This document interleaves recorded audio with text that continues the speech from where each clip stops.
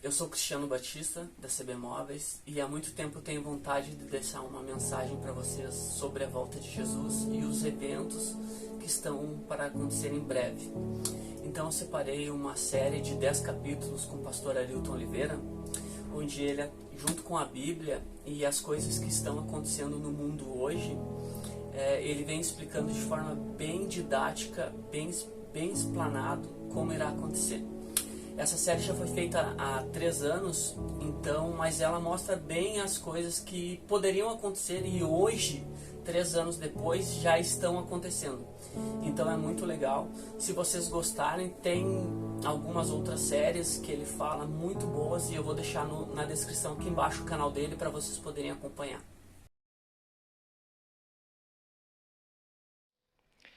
Hoje vamos aprender um pouquinho mais a respeito, então, da volta de Jesus.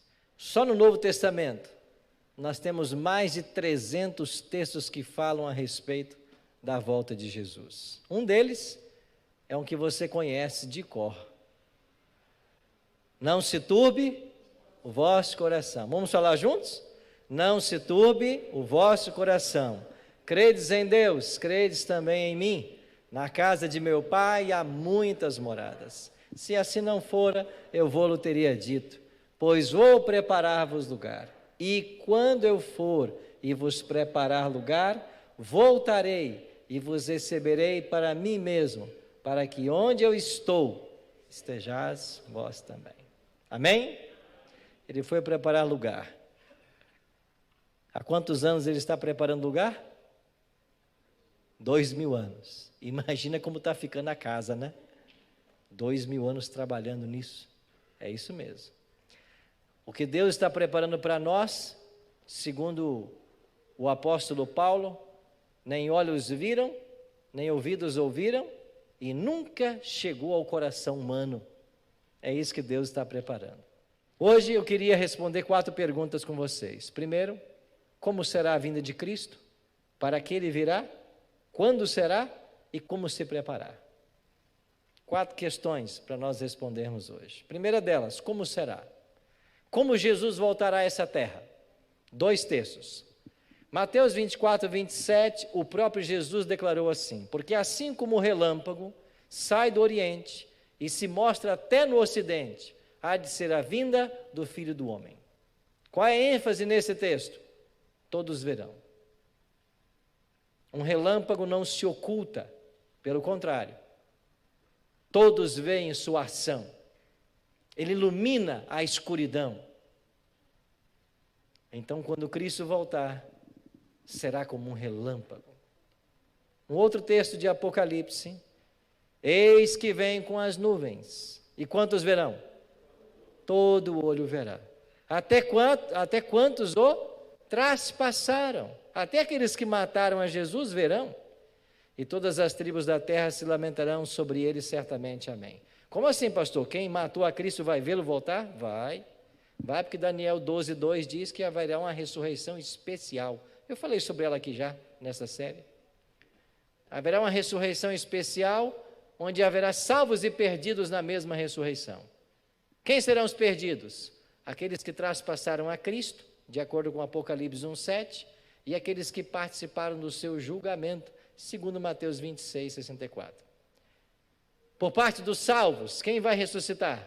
A Bíblia faz silêncio. Mas nós adventistas, que acreditamos no ministério profético de Ellen G. White tem 2 textos, onde ela diz assim, que nessa ressurreição especial de Daniel 12:2, vão ressuscitar todos aqueles que morreram na fé da mensagem do terceiro anjo. O que isso significa?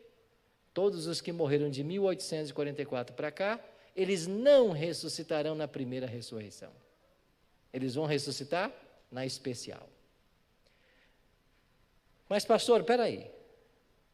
Essa história que Jesus vai voltar, mas nós não vamos ser arrebatados? Essa história de arrebatamento secreto, não tem nada disso na Bíblia. Como não, pastor? A igreja não vai ser arrebatada? Claro que não. Jesus não vai levar ninguém antes. E nós vamos ler aqui alguns textos nessa noite que vão deixar isso muito claro. A igreja não vai ser arrebatada. Alguns tentam usar 2 textos da Bíblia, quando Jesus disse que um será tomado e outro deixado, 2 estarão no campo, um será tomado e outro deixado. Ele não quer dizer que vai ser arrebatado. Ele quer dizer que podem as pessoas estarem juntas, mas uma pode ser salva e a outra não. Agora, quem disse para você que nós vamos ser arrebatados? Nós não vamos. A palavra arrebatamento é usada por Paulo no contexto da volta de Cristo. E eu vou ler essa palavra aqui nos escritos dele hoje. E eu volto a falar sobre esse assunto. Mas eu já vou adiantando. Não existe essa história de arrebatamento secreto. Ninguém vai ser arrebatado. Arrebatados todos os salvos serão na volta de Cristo. E aí o sentido do texto é tomados. Tomados e levados para os céus. Arrebatados antes disso? Ninguém. Mas eu volto a esse assunto. Para que virá Jesus? E esse texto próximo já vai nos ajudar a contrapor melhor a questão do arrebatamento. Cristo disse assim, em Mateus 16, 27, porque o Filho do Homem há de vir na glória de seu Pai com os seus anjos, então retribuirá a cada um conforme as suas obras. Quando é que Jesus dará a recompensa? Quando ele voltar. Aqui está dizendo, quando ele vir na glória de seu Pai. Então ninguém vai receber a recompensa antes, exceto aqueles que a Bíblia afirma que já receberam. Vamos contar nos dedos? Moisés, Enoque, Elias, acabou. Por nome só os 3. Tem mais um grupo, aqueles que ressuscitaram com Jesus, mas a Bíblia não dá nome. Então por nome são 3, Moisés, Elias, Enoque. Excetuando os 3 e aqueles que ressuscitaram com Cristo, que a Bíblia não dá o nome, todos só irão receber a recompensa quando Jesus voltar. Eu tinha um ancião na minha infância, que era muito positivo nos seus ensinos, nas suas pregações. Falamos ancião, os líderes da igreja, não que a pessoa seja idosa, né? Mas um desses líderes da igreja onde eu a frequentava quando pequeno, um dia faleceu um irmão dele, que não era adventista, era de uma igreja que acreditava na recompensa imediata após a morte. E esse meu amigo, ancião da minha igreja, foi para o cemitério. E quando lá chegaram, o pastor do irmão dele começou a fazer o sermão fúnebre. E em dado momento disse assim para a família: o irmão fulano está aqui, mas não chorem por ele, porque a alma já está na glória, com o Pai.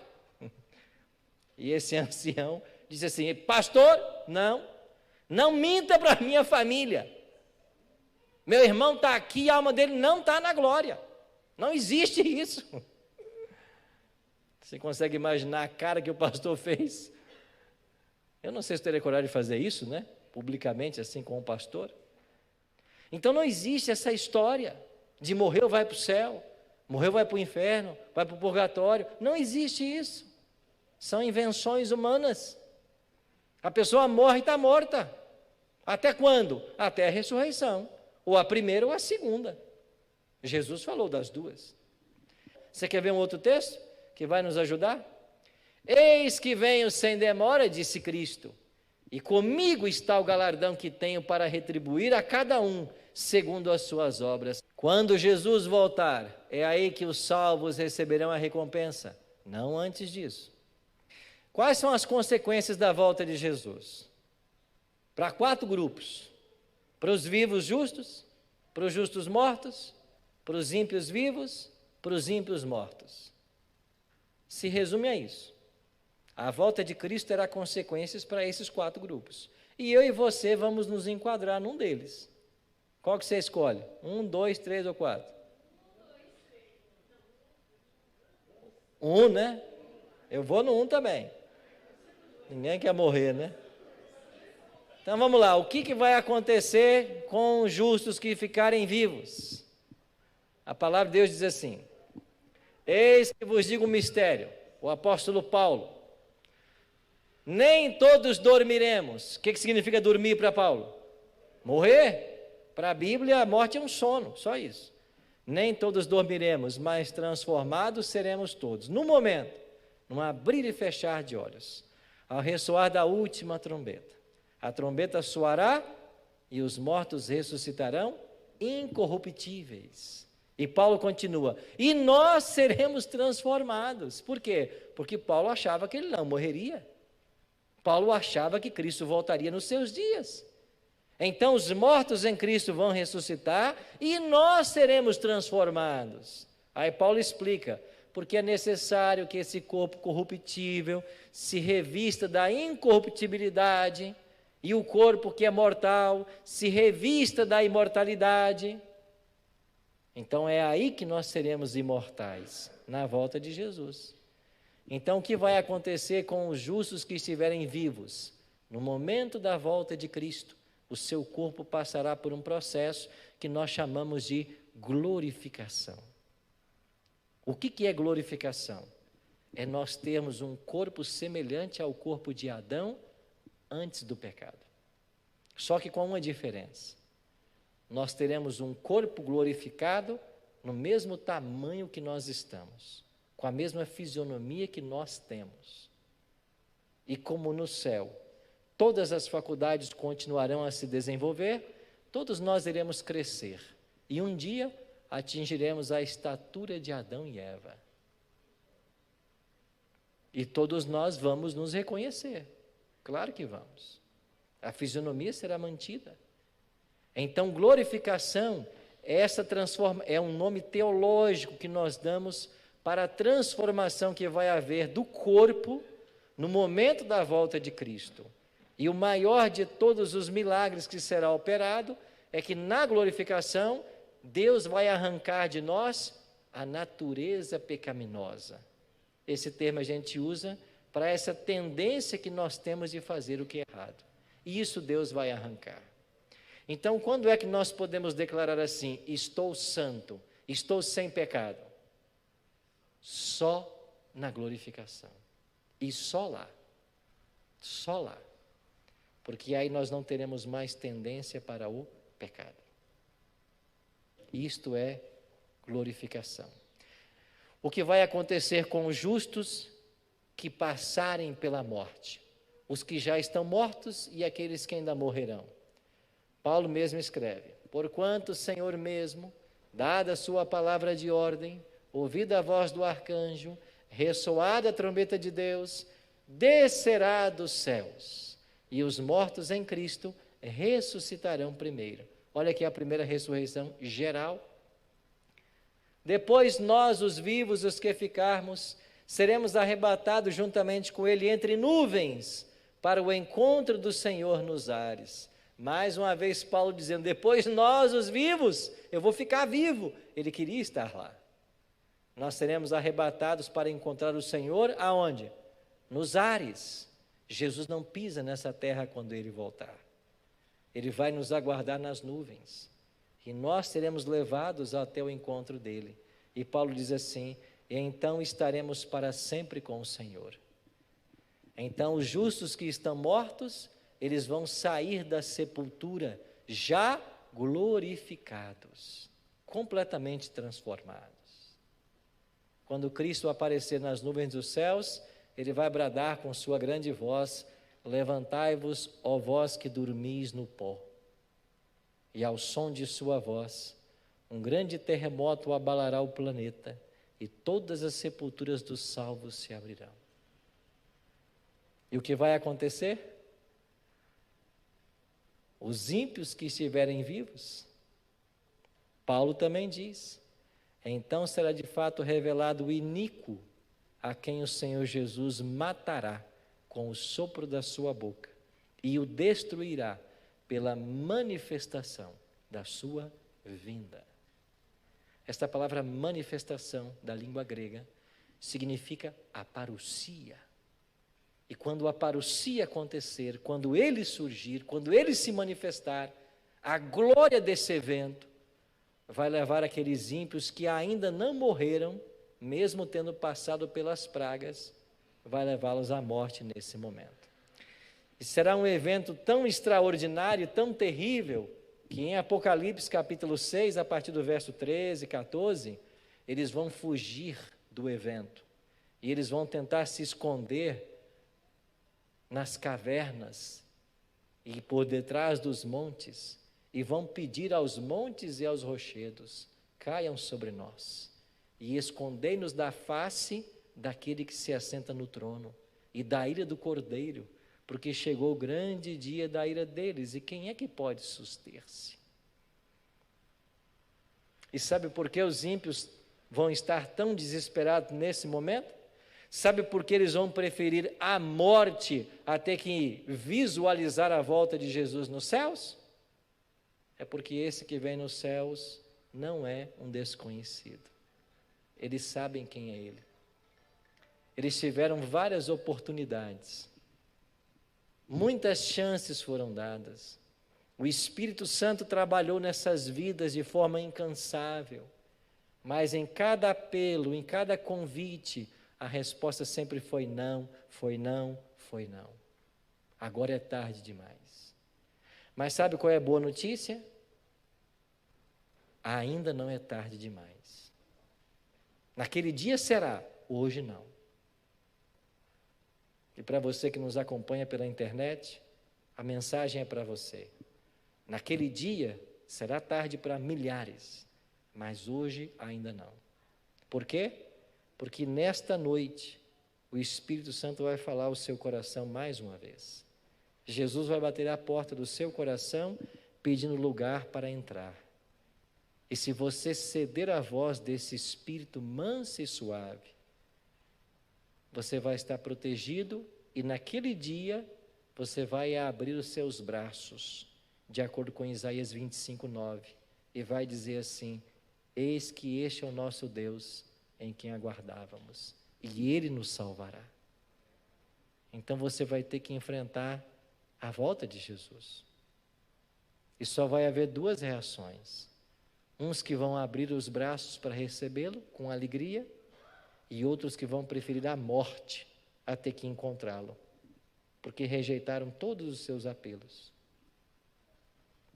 É por isso que o assunto é tão sério. É por isso que a Bíblia trata desse assunto tão sério. E os ímpios que estiverem mortos, o que vai acontecer com eles? Nada. O Apocalipse diz assim: os restantes dos mortos não reviveram, até que se completassem os 1000 anos. 1000 anos depois, os ímpios ressuscitarão. Mas na volta de Cristo, não, eles permanecem lá, nos sepulcros. Eles não verão a volta de Jesus. E tem muita gente curiosa, né? Pastor, como é que é essa história de morrer 1000 anos? Gente, morrer é igual dormir. É por isso que a Bíblia fala que a morte é um sono. Você ontem deitou, não sei que horas, 10, 11, dormiu 7, 8 horas, acordou, você não viu nada. Assim quem morre. E não importa se a pessoa morreu há uma semana, ou há 100 anos atrás, ou há 1000 anos, para ele não passou tempo nenhum. Ele fechou os olhos na morte e vai abri-lo na ressurreição, ou na primeira, ou na segunda. Mas a gente está aqui para não pegar nenhuma das duas, né? Para ficar vivo.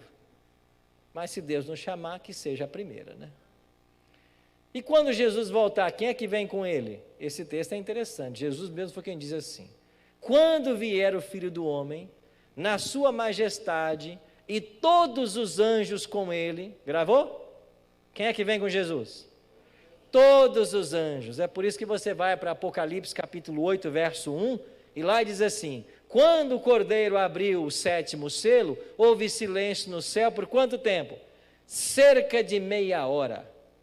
E cerca de meia hora profética é uma semana. O céu vai estar em silêncio durante uma semana. E esse período de uma semana é o prazo que nós vamos gastar para viajar daqui para o céu.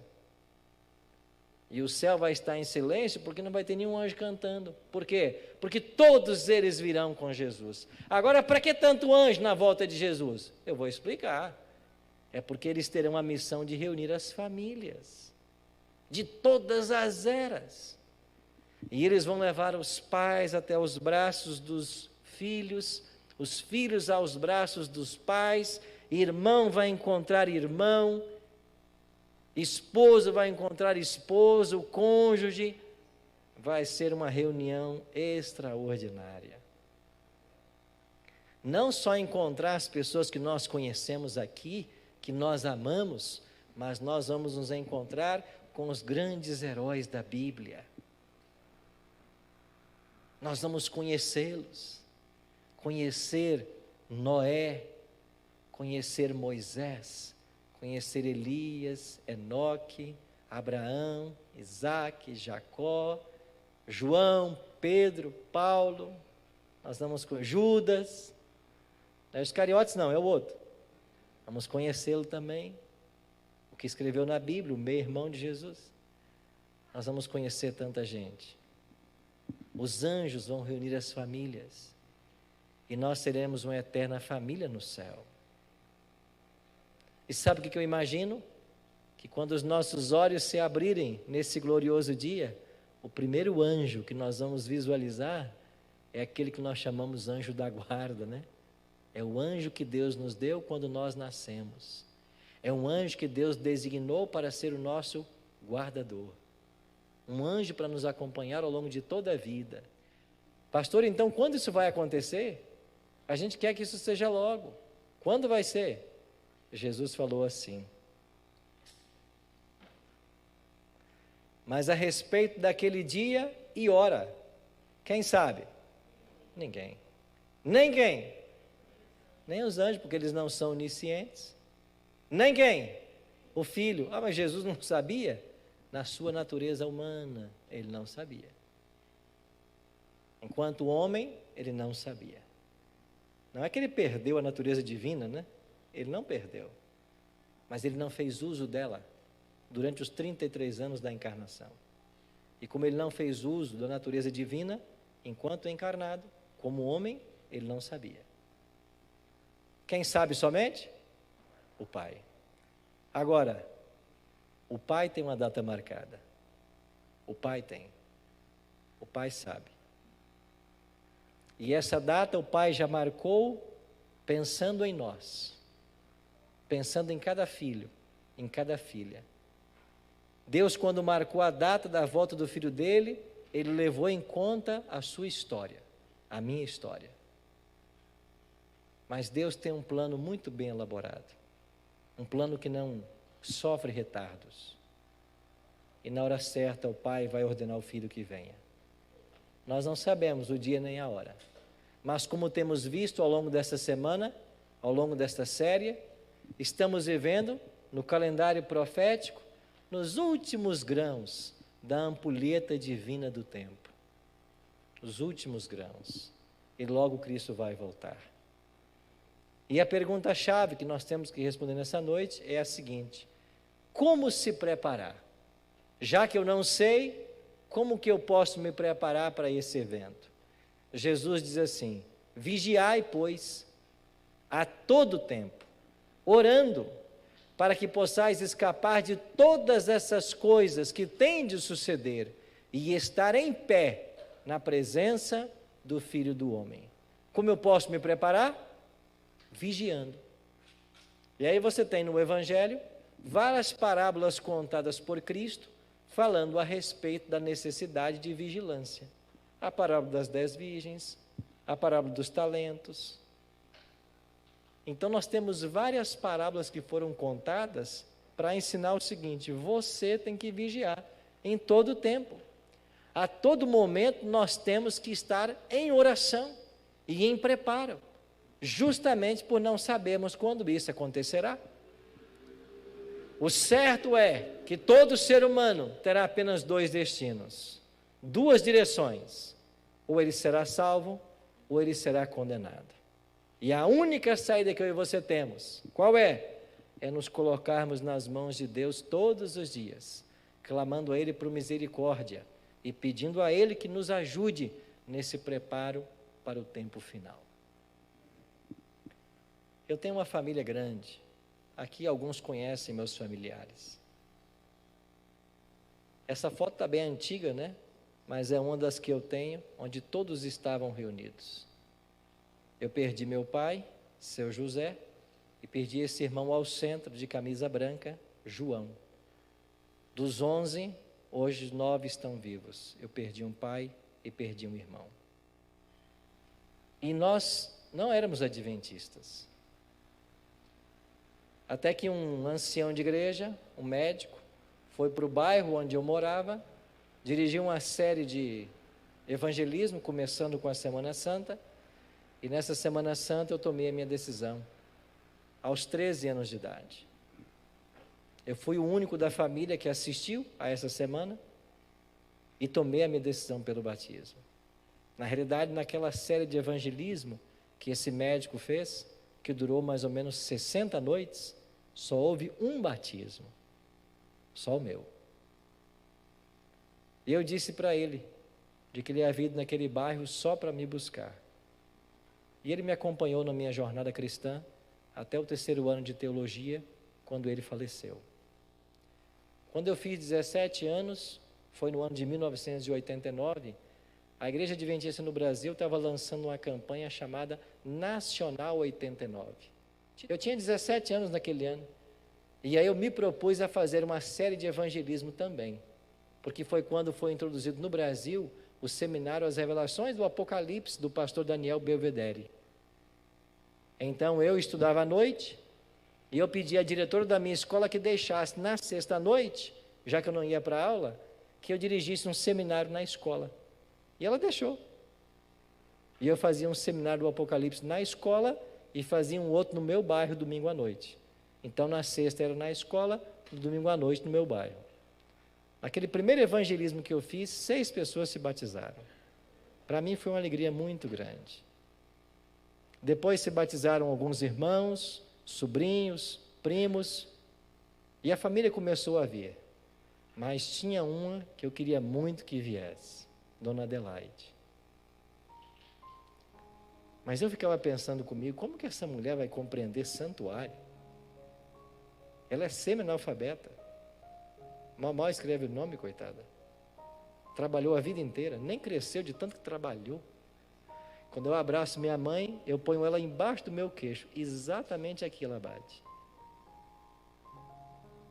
Tanto que trabalhou que nem cresceu.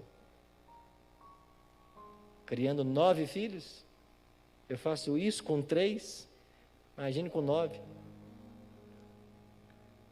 Mas eu queria muito que a minha mãe compreendesse o evangelho que a gente abraçou. Estávamos na igreja, eu mais 2 irmãos. Eu fazia o ensino médio numa escola pública, caminhava 40 quilômetros para chegar na escola, depois mais 40, caminhava 40 minutos para ir para a escola, depois mais 40 para voltar toda noite. E eu saí da escola às 11 horas, chegava às 11h40 em casa. E toda noite quando eu chegava, lá estava minha mãe sentadinha na sala esperando. Falei, mãe, vai dormir, mãe. Falei, eu estava esperando você chegar. Mãe, eu vou chegar todo dia às 11h40, vá dormir. Mas mãe não tem jeito. E ela não dormia enquanto eu não chegava. E eu fazia uma coisa. Depois que minha mãe adormecia, passada a meia-noite, eu entrava bem silencioso no quarto dela, me colocava de joelhos na beira da cama dela e orava para Deus e falava assim, Senhor, eu não sei como que essa mulher vai entender o que eu estou entendendo da Bíblia, mas alcance essa mulher. Eu não posso ir para o céu sem ela. Várias noites eu entrei no quarto dela e me colocava de joelhos pertinho da cama dela e orava por ela. Eu fiz 18 anos, passei no vestibular, fui para a Bahia fazer teologia. E enquanto eu estava lá na Bahia, a minha mãe teve um sonho. Minha mãe sonhou que Jesus estava voltando. Ela viu as nuvens se enrolando. Ela viu Cristo e os anjos. E daqui a pouco ela viu os anjos passando a toda velocidade, de um lado para o outro, recolhendo os salvos. E esses anjos foram até a nossa casa. Me pegaram e mais 2 irmãos que estavam na igreja. E os anjos estavam nos levando. E ela contou para mim que no sonho, ela agarrou a veste do anjo e disse, eu também quero ir. E o anjo reverente se voltou e disse, você não pode, você não está batizada. E com essa fala do anjo, que ela acordou. Acordou em prantos, chorando, porque os filhos estavam indo para o céu e ela estava ficando. Eu estava na Bahia, ela chamou uma tia minha adventista e disse: eu quero ser batizada. E ela foi. O dízimo separa com muito cuidado. Hoje ela está com 85. Mas esta fala do anjo mostrou para minha mãe o que, quem sabe, dezenas de estudos não fariam: a necessidade de preparo, o evento da volta. Eu estou falando para alguém agora que conhece essa mensagem há muito tempo, né? Talvez a tua esposa tenha orado por você por 20, 30 anos e você nunca se decidiu. Sabe o que pode acontecer? Você perder o maior dom que o céu pode otorgar ao ser humano, que é a vida eterna. Talvez eu estou falando para uma filha que se revoltou contra a igreja, contra os pais, abandonou os caminhos do Senhor, e a tua mãe implora tanto para você voltar para a igreja, para você voltar para Jesus, e você vive com essa revolta interna dentro de você, como que se Jesus tivesse feito algo contra você. Pode ser até que a igreja tenha machucado você, mas Jesus não fez nada com você. Eu estou falando agora para um jovem que na infância foi cristão, mas hoje está longe dos caminhos do Senhor. Essa noite é noite de voltar, porque ainda há tempo, ainda há esperança para você. Por isso eu quero fazer um convite muito especial para você agora. Tome agora a decisão de voltar aos braços do Senhor e se preparar para a volta dele. Nós precisamos nos preparar. Por isso Cristo disse: vigiai em todo tempo. Em todo tempo. Eu queria orar com você. Pai, obrigado pela tua palavra nessa noite que nos aconselha a vigiarmos em todo tempo. Nós queremos estar atentos aos eventos finais que estão tendo lugar e nós queremos nos preparar para a tua breve volta. Por isso, bom Deus, que o teu Espírito trabalhe poderosamente em nosso coração, nos ajudando em cada situação, em cada momento. Abençoe também os que nos assistem agora pela internet. Que o teu bom e santo Espírito possa abraçar todos esses que estão se decidindo. E se porventura houver alguém ainda em cima do muro, alguém indeciso, por favor, Senhor, toque nesta vida, para que a decisão seja tomada o mais breve possível, para que através de uma entrega ao Senhor e do batismo, estejamos prontos para te receber. Cuida de todos nós, é a nossa oração, em nome e por amor de Jesus. Amém.